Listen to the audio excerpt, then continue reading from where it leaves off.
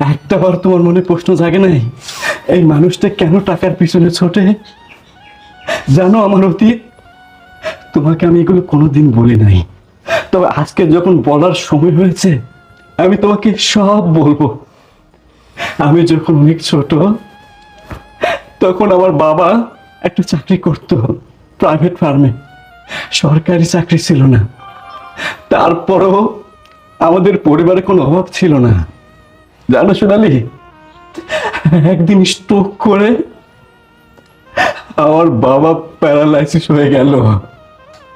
সংসার চালানোর ভার পড়লো আমার মার কাঁধে।